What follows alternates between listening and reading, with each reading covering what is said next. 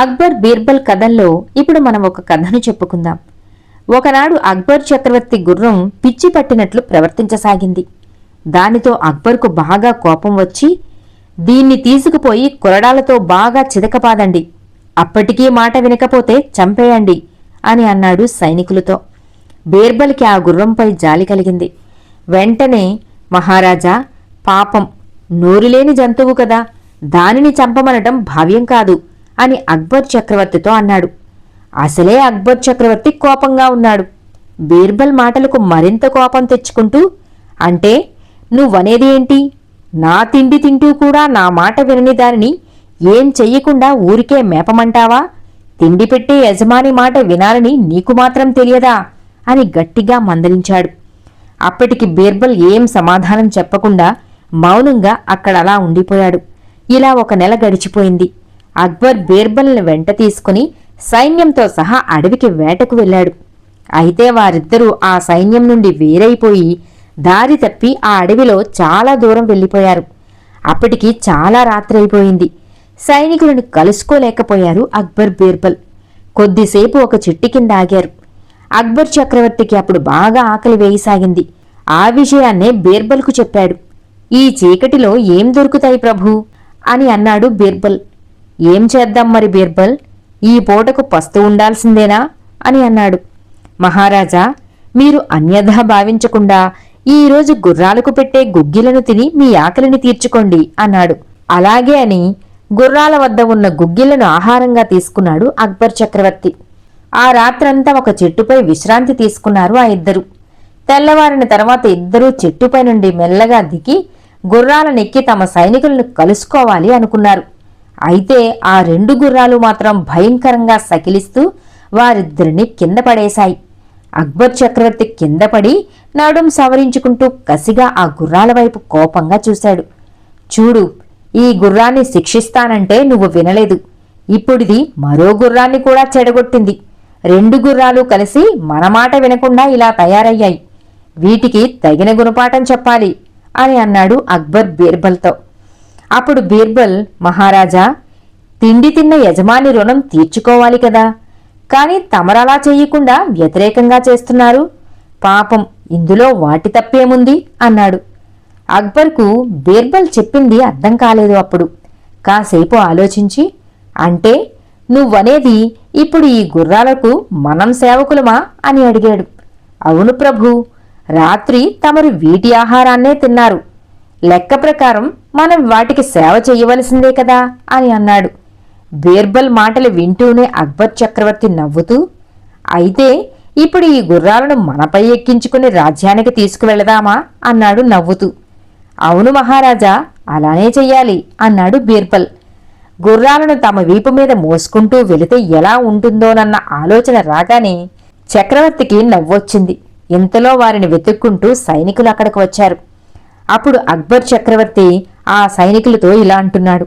ముందు వాటికి ఆహారాన్ని పెట్టండి, అప్పుడే మనమంతా రాజ్యానికి వెళ్లేది అంటూ వారికి హుకుం జారీ చేశాడు. కథ సమాప్తం. అక్బర్ చక్రవర్తి పాలనలో ప్రజాక్షేమానికి, వారి వాదనలు తెలుసుకోవటానికి అక్బర్ చక్రవర్తి ఒక న్యాయ గంటను ఏర్పాటు చేశాడు. ఆ న్యాయ గంట దర్బారుకు సమీపంలోనే ఉండేది. ప్రజలు తమకు వచ్చిన ఆపదను విన్నవించుకునేందుకు ఆ గంటను మోగించేవారు. అప్పుడు అక్బర్ చక్రవర్తి వచ్చి ఆ గంటను మ్రోగించిన వారి కష్టాన్ని తెలుసుకుని వారికి అవసరమైన న్యాయాన్ని చేకూర్చి వారిని ఆదరించేవాడు. ఇలా ప్రజారక్షణ కోసం ధైర్యాన్నిచ్చే ఒక ఆసరా అయిపోయింది ఆ న్యాయ ఘంట. అక్బర్ చక్రవర్తి ఒకరోజు దర్బార్లో ఉండగా ఆ న్యాయ ఘంట యొక్క శబ్దం వినిపించింది. చక్రవర్తి న్యాయఘంట మ్రోత వినగానే తన పరివారంతో న్యాయఘంట ఏర్పాటు చేసిన మహల్కు వచ్చాడు. అక్కడ ఒక ముసలి ఎద్దు ఆ గంటకున్న గొలుసులకు తన కొమ్ములను దూర్చి ఆ గంటను పదే పదే మోగిస్తూ ఉంది. ఎద్దు ముసలిది అయినా తన తెలివితో తన బాధను అక్బర్ చక్రవర్తికి విన్నవించుకోవటానికి అక్కడకు వచ్చింది. నోరులేని జంతువు అయినా ఆ విధంగా తన కష్టాన్ని అందరికీ తెలిపింది. అక్బర్ చక్రవర్తి ఆ దృశ్యాన్ని చూసి ఆశ్చర్యంతో ఈ ముసలి ఎద్దుకు వచ్చిన కష్టమేమిటో తెలుసుకుని దానికి న్యాయం చేకూర్చండి అని బీర్బల్కు, సభలోని మిగతా వారికి చెప్పాడు. కొంతసేపు ఆలోచించాడు బీర్బల్. ఎద్దుని విడిచిపెట్టి దాని వెంట ఒక సైనికుణ్ణి పంపించాడు. ఎద్దు తిన్నగా తన యజమాని ఇంటికి చేరుకుంది. ఎద్దు వెంట వెళ్లిన ఆ సైనికుడు ఎద్దు యజమానికి రాజుగారి ఆజ్ఞను వివరంగా చెప్పి అతనిని చక్రవర్తి దగ్గరకు తీసుకుని వచ్చాడు. ఆ యజమానిని బీర్బల్ యగాదిగా చూసి, ఈ ముసలి ఎద్దు నీదేనా? దానిని ఎందుకు విడిచిపెట్టావు? అందుకు కారణమేమిటి అని ప్రశ్నించాడు ఆ ఎద్దు యజమాని.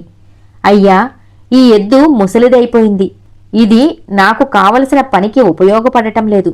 అందువలనే నేను దీనిని విడిచిపెట్టాను అని యజమాని చెప్పాడు.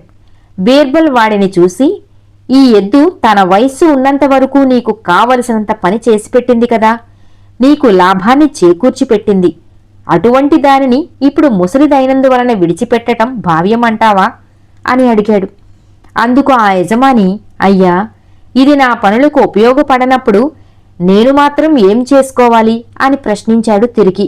బీర్బల్ బాగా ఆలోచించి ఆ ఎద్దు యజమానితో ఇలా అంటున్నాడు. ఏమయ్యా, నీకు తల్లిదండ్రులు ఉన్నారు కదా, వారిప్పుడు ముసలివారు అయి ఉండవచ్చును కదా. నీకు పనిపాటలలో ఇప్పుడు ఉపయోగపడటం లేదు కదా. అయినా సరే వారిని నువ్వు పోషిస్తూనే ఉన్నావు కదా. ఈ ముసలి ఎద్దు తన జీవితకాలమంతా నీకు సేవ చేసింది. ఇప్పుడు ముసలిదైనంత మాత్రాన విడిచిపెట్టటం ఎంతవరకు సమంజసం? మనం మన ధర్మం మరువకూడదు, పాటించాలి. నీ తల్లిదండ్రులను పోషించినట్లే దీనిని కూడా పోషించు. ఒకవేళ పోషించే శక్తి నీకు లేనప్పుడు మా గోశాలకు పంపించేయి. అంతేకాని ఈ ఎద్దును గాలికి వదిలిపెట్టటం మాత్రం న్యాయం కాదు అని చెప్పాడు ఆ ఎద్దు యజమానికి బీర్బల్. ఆ మాటలకు ఆ యజమానికి జ్ఞానోదయమైంది. తన తప్పును అంగీకరించి ఆ ఎద్దును తన ఇంటికి తోడుకుని వెళ్ళిపోయాడు. ఈ విధంగా ముసలి ఎద్దుకు న్యాయం జరిగింది. అందరూ బీర్బల్ తీర్పుకు చాలా సంతోషించారు. కథ సమాప్తం.